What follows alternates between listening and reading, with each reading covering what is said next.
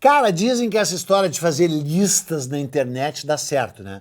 Os 5 isso, os 5 aquele. Foi uma ideia que surgiu aqui no estúdio.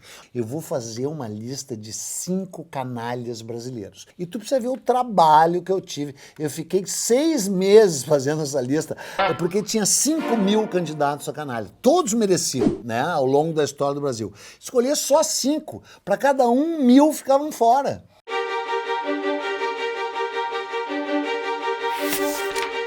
Olha o fio da navalha, olha o fio da navalha. Essa lista tá cheia de canalha.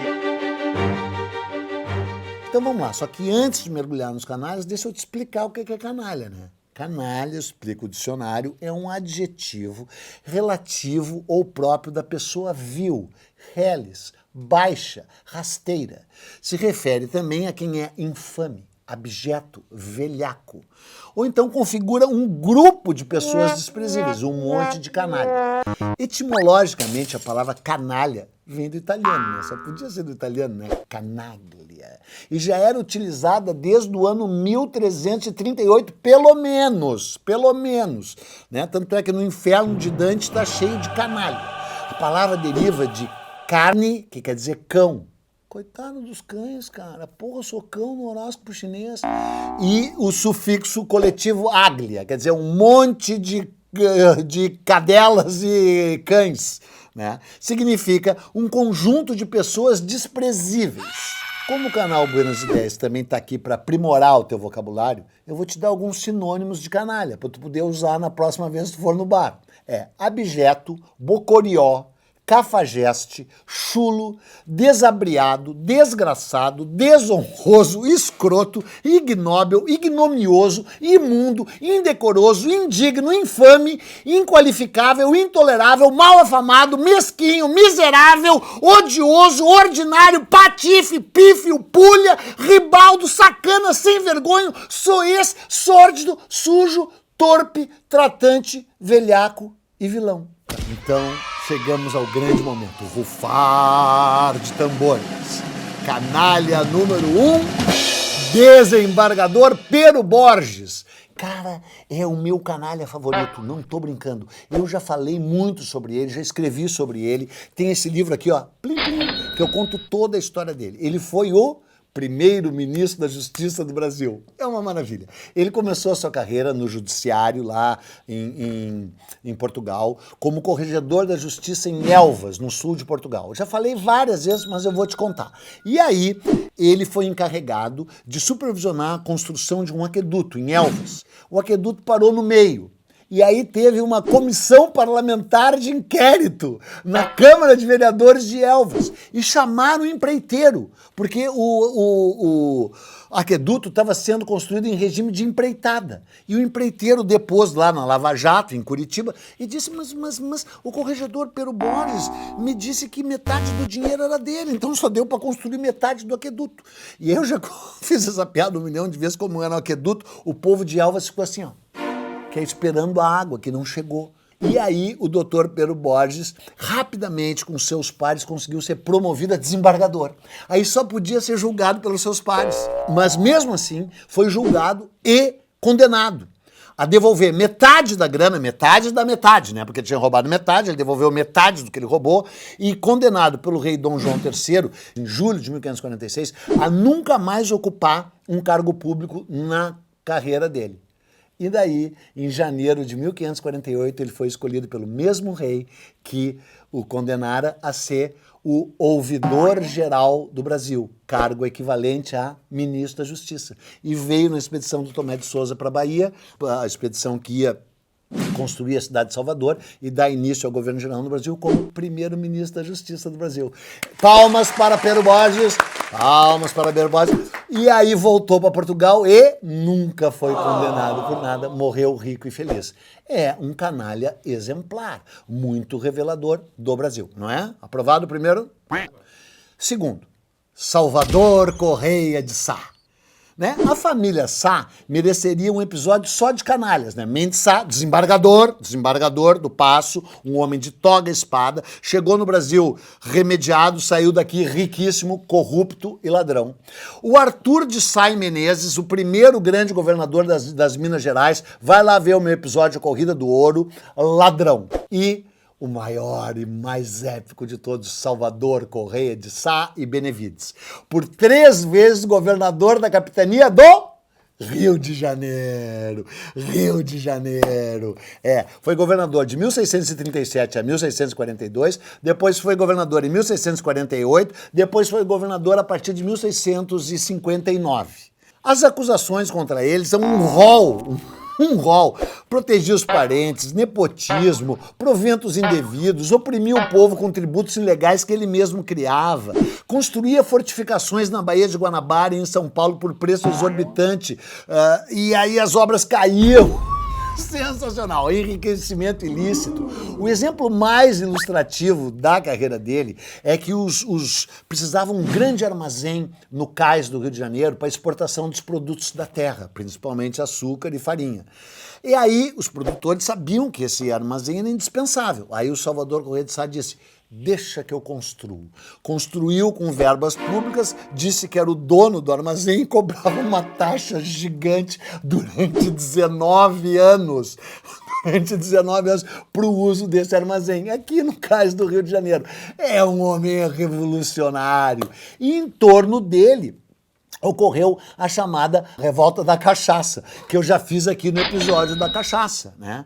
O primeiro grande levante contra ele ocorreu em 1642, né, que foi esse. Vários senhores de engenho de São Gonçalo abriram uma representação no Conselho Ultramarino contra ele, acusando de ser tirânico, corrupto, nepotista, favorecer apenas os seus familiares e criar fintas. Sabe o que é finta? Que deu origem ao drible, né? Assim, ó, fintar era um imposto que ele criou por conta própria para driblar a coroa. Não é uma maravilha, cara? Não é uma maravilha? Né? Segundo canalha, aprovado segundo canalha? Palmas para o segundo canalha. Agora, o verdadeiro canalha tem que ser também brega, né? O cara tem que ser canalha e tem que ser brega, aqueles ricos brega, assim, de Miami, sabe? Com um mocassim, camisa polo, sabe? Cabelo lambido pra trás, tá, bababá, brega. E eu já fiz aqui um episódio sobre a origem do termo brega, que nasceu como Schumbergas. É difícil dizer Schumbergas, né? O nome era Schumbergas, que era o apelido dado ao corrupto governador Jerônimo de Mendonça e Furtado, o Schumbergas. E esse apelido era uma referência ao general alemão Friedrich Hermann Schomberg, né?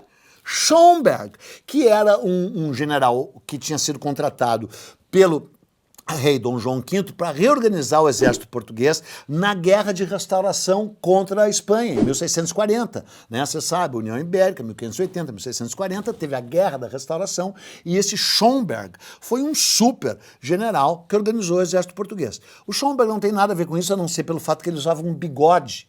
E o Mendonça Furtado começou a imitar o bigode dele.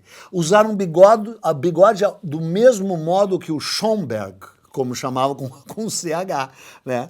E aí, então, Schumberega passou a representar uma coisa assim, que era uma cópia mal feita, uma chinelagem. E esse Jerônimo, ainda por cima, era um bebum. Então, também adquiriu a acepção de embriagado, de bêbado. E o verbo chumbregar, até hoje, em Pernambuco, quer dizer se embebedar, né? O Mendonça Furtado, esse assumiu o governo da capitania de Pernambuco em 1644. E 2 anos depois ele foi preso na rua pelos vereadores da Câmara e pelos principais homens de Olinda, na rua principal de Olinda, a Rua de São Bento, no dia 31 de agosto de 1646, e enviado a ferros para Lisboa com uma lista de acusações desse tamanho. Chegou no reino de Portugal, era amigo do rei, falou com o rei e foi solto e liberado. Que maravilha! Os canalhas prevalecem, os canalhas são soltos, os canalhas perseveram, né? Foi bom também o terceiro canalha, não foi? Aprovado o terceiro canalha? Mas eu sei que vocês aqui no estúdio, você em casa, tá achando que essa lista é muito remota, que eu não quero me envolver com os tempos atuais. Você acha que tem que ter um canalha mais próximo, um canalha contemporâneo, um canalha que tu conheça, né? Embora a gente saiba como nós precisamos de imprensa, imprensa profissional, cada vez mais precisamos da imprensa, a gente também sabe que o que tem de jornalista canalha, né? Desde lá dos tempos do filme Cidadão Kane, do Orson Welles, né? Que representava a história do Hearst, né? Que era o grande mogul, o grande magnata das comunicações dos jornais nos Estados Unidos, né? Então, cara, a gente para e pensa assim, pensa num grande homem de comunicação no Brasil, dono de jornais, rádios, TVs, um grande magnata das comunicações no Brasil. Pensou? Pensou? Pensou? E é claro que você pensou na mesma pessoa que eu, evidente, todo mundo pensou no Assis Chateaubriand. Claro, quem mais ia ser, né? Mas eu acabo de desistir de falar dele. Sim, ele tá na lista, ele é o nosso quarto canalha, mas é o seguinte, cara, eu já fiz um episódio inteirinho sobre ele. Então vai lá ver, não me incomoda, cara. E não adianta pedir para eu falar de outros grandes nomes de imprensa no Brasil, que também tenham sido canalhas, porque vai que algum deles resolve me contratar, né? Afinal de contas, eu sou jornalista, né? Tá, cara, mas agora, sério mesmo. Não que tudo isso não fosse, mas mais sério então ainda.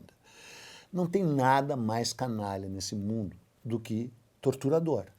Embora quem elogie torturador também seja tão, vá lá, quase tão canalha quanto o torturador, né? Então eu não vou encerrar essa lista sem falar de torturador. Eu pensei em falar no Filinto Miller, sabe? O grande, o patrono das armas da tortura no Brasil, né? O grande torturador da Era Vargas, né? Dos velhos e nefastos tempos do Estado Novo, né? Só que o Filinto Miller era tão canalha, mas tão canalha, que ele vai ter que ganhar um episódio só pra ele, né? Eu também pensei em falar naquela excrescência do Fosco Ostra, sabe? Aquele que andou sendo elogiado recentemente, aliás, elogiado por um canalha, né? Porque só canalha elogia torturador. Mas é que cada vez que eu digo o nome do Fosco Ostra, eu vomito. E eu não vou vomitar na tua cara. Então, por isso, eu escolhi o Sérgio Fernandes Paranhos Fleury. Um dos maiores, um rematado canalha, um repulsivo delegado que começou a sua carreira fazendo rádio patrulha em São Paulo e que ficou conhecido primeiro por criar esquadrões da morte que matavam sumariamente, né, com justiça, com as próprias armas, bandidos, assaltantes, ladrões. Só que em 1968 ele foi requisitado pelo DOPS para ajudar na luta contra os terroristas, na luta contra os opositores da ditadura militar. Inclusive, ele foi o cara que matou o Marighella, né? A emboscada que acabou com a morte do Marighella, a operação foi responsabilidade do Fleury. E por isso, autênticos e genuínos canalhas até hoje o saúdam. Tanto é que ele foi condecorado pelo Exército Brasileiro com a Medalha do Pacificador e pela Marinha com a Medalha Amigo da Marinha. Uma vergonha inominável para ambas as instituições, que ainda não retiraram essa homenagem a ele. O caso mais horroroso envolvendo esse canalha do Fleury ocorreu em 17 de julho de 1970, quando, junto com 9 comparsas ligados à polícia, ele entrou no presídio Tiradentes, em São Paulo, e retirou dali 5 presos para vingar a morte de um policial que tinha sido assassinado antes por um tal Adjovan Nunes, o guri. Horas depois, 5 desses presos foram encontrados mortos em Guarulhos e pouco depois os outros 5 também. E esse Adjovan foi achado morto no matagal em Itaquera, com 150 tiros. O grande, o extraordinário procurador Hélio Bicudo, que teve a coragem de investigar esses esquadrões da morte, descobriu 41 mortes comprovadamente atribuídas a esse esquadrão. E o Fleury estava envolvido em 22. E apesar de ter recebido várias condenações, ele nunca cumpriu pena. Foi até condecorado pelo canalinha governador Abreu Sodré. Só que daí o Fleury se envolveu com tráfico de drogas e foi acusado de ter metralhado um cara chamado Luciano, que na verdade se chamava Antunes Filho, a mando de um outro traficante rival dele, José Iglesias. Em função desse crime, ele teve a sua prisão preventiva decretada em 1973, mas acabou sendo beneficiado por uma alteração no Código do Processo Penal decretada pelo Emílio Garrastazu Médici, esse gigantesco canalha que também vai ser alvo de um episódio só para ele. O Médici sancionou a Lei 5.941, que dizia que réus primários com residência fixa podiam ser liberados e julgados em liberdade. E o Fleury acabou nunca sendo julgado, porque ele morreu ao cair da sua lancha no dia 1º de maio de 1979. E o corpo nunca foi necropsiado, gerando comentários que, na real, tinha sido queima de arquivo e que ele tinha sido morto pelos próprios colaboradores da ditadura, porque ele sabia demais. Queima de arquivo. Mas o legal é o gran finale, porque como ele morreu dia 1º de maio de 79 e estava tendo lá uma grande reunião dos sindicalistas, dos operários na Vila Euclides, em São Bernardo do Campo, no início de uma greve, que eu já falei aqui no episódio do Lula, quando os alto-falantes do estádio anunciaram a morte dele, o que houve? Foi efusivamente aplaudida por mais de 100 mil pessoas a morte do canalha. Porque quando o canalha morre, as pessoas de bem festejam. Então eu encerro esse fabuloso episódio sobre canalhas com um ditado popular.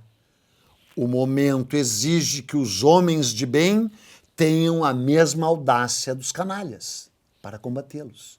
E por fim, cito Rui Barbosa. Não se deixem enganar pelos cabelos brancos, pois os canalhas também envelhecem. Mas envelhecem e fenecem.